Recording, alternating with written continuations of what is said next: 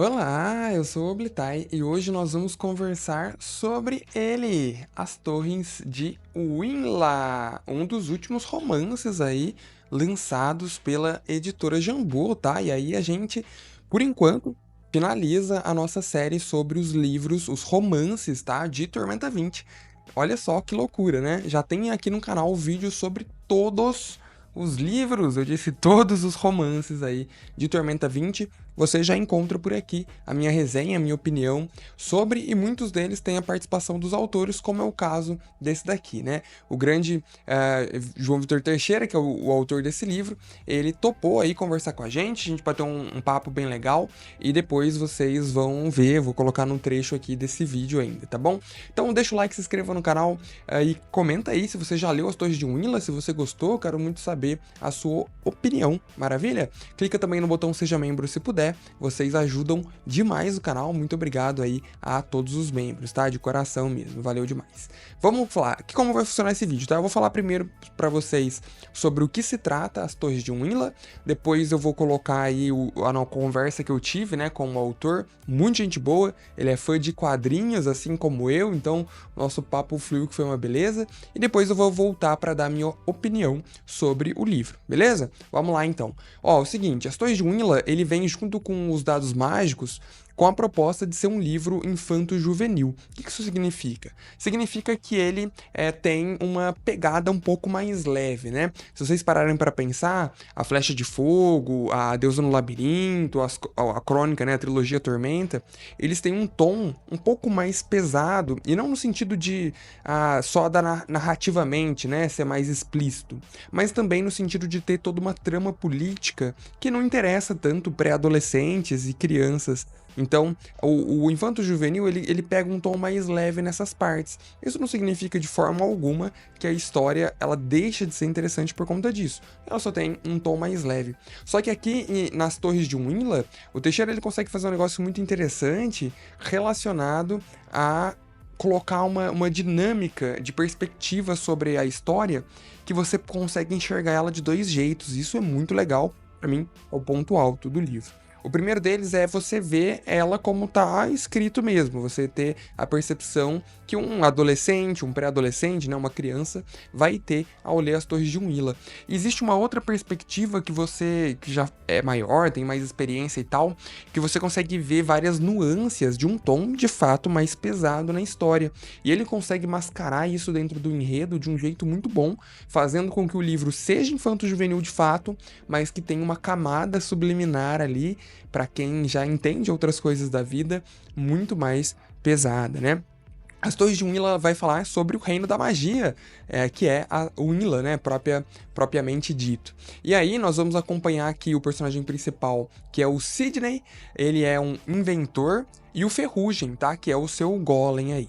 Eles estão competindo na Taça da Centelha, que é uma competição entre golems que acontece em Winla, muito famosa, né, e eles acabam vencendo. O grande problema é que essa Taça da Centelha é para competição de golems mágicos, e ao que tudo indica, o Ferrugem, que é o golem do Sidney, não é de origem mágica. Então começa todo um problema aí, principalmente pelo Sidney ser um insciente. O que é isso? O insciente são aquelas pessoas que não têm o dom de realizar a magia, tá? E dentro de Winla, que é o reino da magia, esse povo, né, essa minoria é rechaçada. Então, existe ainda assim um trabalho aqui, assim como tem em Dado Selvagem, né, que trata sobre o tema de preconceito de um jeito muito legal. Obviamente, no reino da magia, quem não faz magia, né, quem não tem poderes mágicos é um ignorante dentro daquela sociedade, é um pária, né? E é assim que os inscientes são vistos. E o Sidney é um desses inscientes. Então ele é meio deixado de lado, ele é colocado ali no canto, e toda essa população, inclusive de inscientes, elas vivem numa área separada, um negócio... Você tá vendo como subliminarmente é um negócio bem mais pesado? Eles vivem separados na parte baixa da cidade, do reino, e como se as grandes torres de Winla, elas servissem tão somente para aquelas pessoas que são magos poderosos. Então tem um grande contexto aí de preconceito muito legal que é trabalhado dentro do livro, né? Essa discussão é trazida, mas de uma forma leve aí, de uma forma bem tranquila, tá? E eu gostei muito desse tom, assim, de uma forma geral. Nós temos outros personagens interessantes, porque depois o Sidney ele se vê enrascado, e aí uma Goblin que trabalha, né, na Gazeta do Reinado, aí, o nosso querido jornal de Goblins que acontece em Valkyria, eles têm uma repórter que foi até a Winla, ela acaba se envolvendo, tenta ajudar e eles acabam todos aí indo presos, principalmente pelo nosso casal de vilões que existem no livro, que são magos poderosíssimos, tá? Inclusive da linhagem original de Winla. Isso é muito impactante também a mensagem que isso traz. E depois disso, o Sidney, né, e essa Goblin, eles são salvos aí por um cara muito suspeito, que ele tem uma magia de sombras, e depois que ele desaparece, ninguém lembra quem que ele é, do rosto dele, nem nada do tipo. Isso vai ser explicado só no final do livro. E esse cara contrata eles pra ir atrás de um item que diz que pode salvar o Sidney aí da cilada que ele se meteu e todos os outros. Então eles têm que encontrar uma anã, que é a Dacila. Ah, e claro, tem a Goblin também, né, que ela é chamada de Gnaw, essa representante do Gazeta, não sei se eu tô pronunciando corretamente, tá? E aí eles vão atrás dessa anã, então, que vai também trazer uma camada pra história bem legal, e eles começam a ir atrás, primeiro do Ferrugem, né, que foi separado dele, e começa uma jornada aí, uma verdadeira aventura da Sessão da Tarde, né? Assim como o Dado Selvagem, as Torres de Winla tem muito essa pegada de aventurona, assim, de Sessão da Tarde, né, de ser um tom mais leve, que se passa dentro de Arton, né, que se passa no mundo de Arton. E eu achei o livro, de uma forma geral, bem dentro das expectativas, né? Eu esperava ver um pouco mais de um Winla, confesso, mas dê uma olhada aí no papo que eu bati com o autor, ele vai explicar pra gente um pouco das suas intenções, né, com o livro e inspirações, principalmente. Depois eu volto para dar minha opinião final. Então é isso, estamos aqui com o autor, o grande responsável, a mente por trás de tudo aqui, de As Torres de Winla, e a gente vai fazer umas perguntinhas rápidas aqui pra ele. Cara, a primeira coisa, né, que eu queria saber, quando eu tava lendo, eu fiquei pensando muito isso, e eu queria saber de onde veio a sua inspiração. Eu acho que, assim, talvez a questão do Reino da Magia, ela é um pouco mais certeira, né, podia ser algo mais óbvio, mas eu acho que os detalhes que a gente tem dentro da história chamam a atenção nesse sentido. Então, eu falo assim, a inspiração no sentido de, não, eu vou querer fazer aqui o Golem como um alívio cômico, que é um dos pontos altos do livro, na minha opinião. Vou fazer ele se reunir aqui com um time diferente ao longo do percurso, não vai ser um time de aventureiro pré-montado. Sabe, toda essa estrutura criativa que a história tem, eu queria que você contasse um pouco aí das influências nesse sentido para chegar no resultado.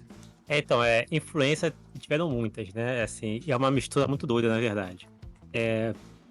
Primeiro, assim, o reino onde a história ia se passar me foi imposto pelo Cassaro, né? O meu editor. Ele falou: a gente quer um romance se passando em Willa, né? E aí eu peguei para ler o Atlas antes de todo mundo, inclusive, que eu recebi a versão né, sem estar finalizada, só a parte é de Willa mesmo, né? Eu comecei a ler, né? E aí vi a questão dos iniciantes também e tal, assim, me chamou a atenção. Aí eu falei, pô, eu vou seguir por esse caminho aí, né? A ideia de quando chamaram a Kali também para escrever, era trazer mais diversidade pra Arthur, né? Para os escritores de Arthur. Aí eu pensei em estender isso também para os personagens, sabe? Eu pensei, pô, já que tem tantas raças diferentes em Arthur, não tem por que eu me limitar a fazer um grupo com a maioria de humanos, né? Ou só de humanos. Aí foi vindo, né? Anão, Goblin, né? O Golem era meio que óbvio também, né? Ter um Golem por conta do reino, né? Antes de passar a história, né? E o Cisne, que é o protagonista, né? Assim, o Cisne surgiu porque eu queria um protagonista negro e que fosse alguém inteligente, ao invés de ser alguém só para ação, né? E aí, para isso, eu pensei, pô, eu vou criar um inventor, né? Já que é uma classe bem famosa já em Tormenta, assim, né? E também serve para dar mais possibilidades narrativas, assim, né? Porque como ele pode criar várias coisas, eu posso gerar várias situações engraçadas e divertidas baseadas nas invenções dele que não dão certo, né? O nome dele eu coloquei Sidney por conta do Sidney Poitier, né, que é um ator que é protagonista da década de 70, né? E o Belafonte é por conta do Henry Belafonte, que também foi um grande ator dos anos 70 do cinema negro. Então veio essa junção. Já o Golem, ele foi criado tendo em mente uma mistura ali do Data do Star Trek com o Obelix, né, do Asterix e Obelix, que tá fazendo mãe, assim, tudo mais. E a parte da piada, por incrível que pareça, não haveria isso, né? Só que a minha noiva sabe que eu sou adepto, né, de piadas ruins, sabe? Até porque, assim, eu sou professor já há mais de 10 anos, né? E isso é uma tática muito boa pra tu prender a atenção da molecada, né? Botar piadinha ruim e tal. Aí ela me perguntou se haveria piada no livro ou não. Aí eu falei, pô, não teria até agora. Agora eu vou colocar piada, né? E aí veio a... E foi justamente naquele magistral momento lá do ovo, sabe? E aí surgiu a piada do ovo lá logo de cara, né? Não, tem É a várias, primeira. né? É uma Não, tem coletânea várias, do coletânea, Ferrugem, ele pode escrever já um isso. caderninho de piadas. Aham. Eu fiquei Inclusive pensando. Diga. Eu fiquei pensando quando eu tava lendo alguns trechos, eu falei, pô, do chapéu, por exemplo. Eu fiquei, cara, será que ele colocou essa história do chapéu só pra fazer a piada? Eu queria perguntar onde foi o limite de isso vai existir por conta da piada ou a piada acabou acontecendo por conta disso? Cara, eu te confesso que eu não sei, porque assim, na minha cabeça dá uma embolada, entendeu? Aham. Eu lembro que, por exemplo, a do ovo, com certeza, foi proposital aquele diálogo de comida, né? Pra vir um ovo ali, Sim, entendeu? Mas tem outras assim que foi meio que no momento. Tem uma piada que eu acho que ela entra no momento bem propício, que eu não vou falar todo o contexto, sim. é pra não dar spoiler, né? Mas é a piada da floresta, do mapa, né? Ah, É um momento assim, sim. né? Que aquela ali também foi algo assim, é que não tava, é planejado, mas aí pro desfecho da cena ficar até mais impactante, eu achei que seria interessante implementar uma piada ali, entendeu? Cara, Mas teve momentos que eu não sei dizer quais são, que eu me peguei voltando a trechos anteriores para modificar, para poder encaixar uma piada, entendeu? meu Deus. É muito bom, cara. E outra coisa que eu queria te perguntar também é com relação ao livro ser infanto-juvenil, né? Ele e o Dado Selvagem vieram com essa premissa. E eu sempre brinco, né, no canal. O infanto-juvenil significa só que ele é para todas as idades, né? Nada mais do que isso.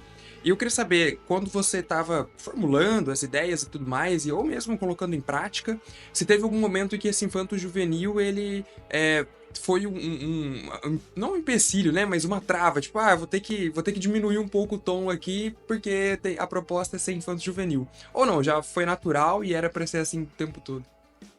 Não, o livro ele foi me encomendado para ser infanto-juvenil já, né? Sim. Então eu já comecei a escrever com esse pensamento. Eu acho que até por isso, assim, eu não tive muita dificuldade nesse ponto, porque aí eu já fui direcionando tudo para isso, né? O livro, ele tem uma narrativa, né? Ele tem uma história com começo, meio e fim, só que na verdade o Sidney, Ferrugem, da Scylla e a Gnau, eles são um recorte do que tá acontecendo em Willa, né? Naquele momento ali, sabe? E eu acho que assim, esse acontecimento, ele, ele é muito adulto. Só que esse recorte, por serem 4 adolescentes ali, jovens e tal, né? É um recorte infanto-juvenil, entendeu? Hum. Porque eles passam por muita situação também pesada, né? Mas por serem jovens, o modo como eles enxergam isso acaba levando pro lado do infanto-juvenil ao invés de algo mais sério, entende?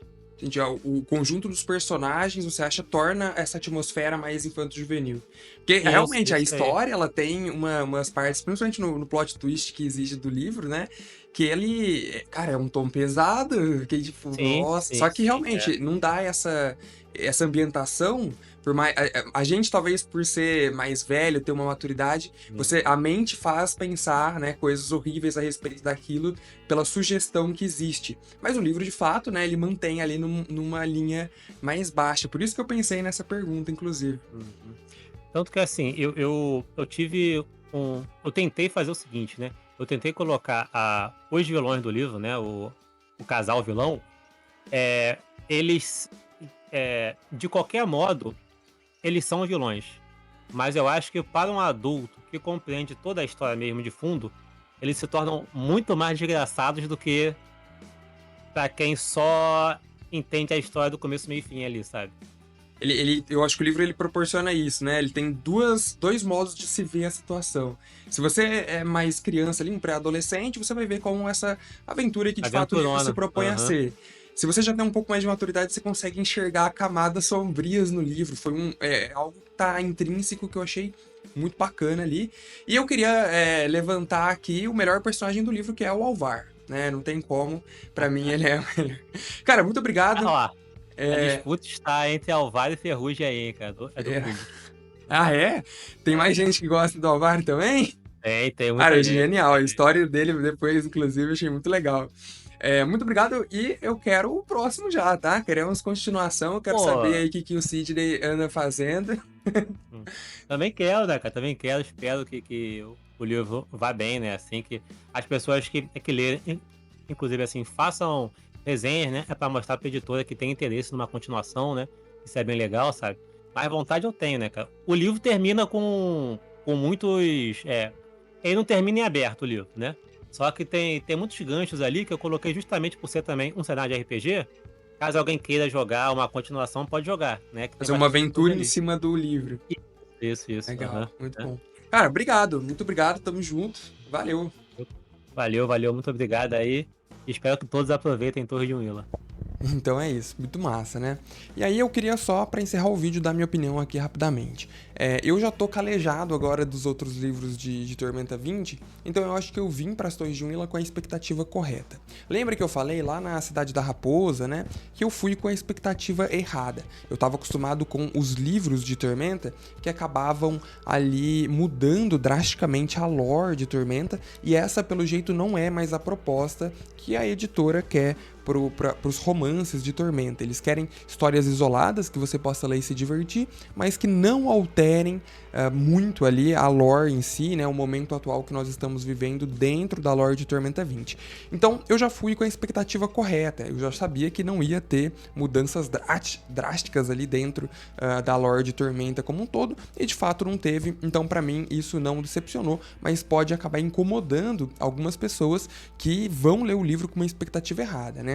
Não vai esperando que você vai ter ali a destruição do reino de Willa, uma mudança abrupta, apesar de que existe aqui muita mudança com relação às políticas do reino da magia e um valor maior nos iniciantes que é muito interessante. De forma geral, vale muito a pena a leitura, principalmente se você quer conhecer um pouco mais sobre o reino da magia e uma aventura legal, né? Uma aventurona legal que se passa dentro de Tormenta, eu altamente recomendo. Lembrando que você pode adquirir o livro, claro, com o nosso cupom SCARAB, tá lá no site da Editora Jambô, você ganha um descontinho e ainda ajuda muito o canal, tá bom? Deixa o like, se inscreva aí, comenta o que você achou do livro, um abraço e tchau, valeu!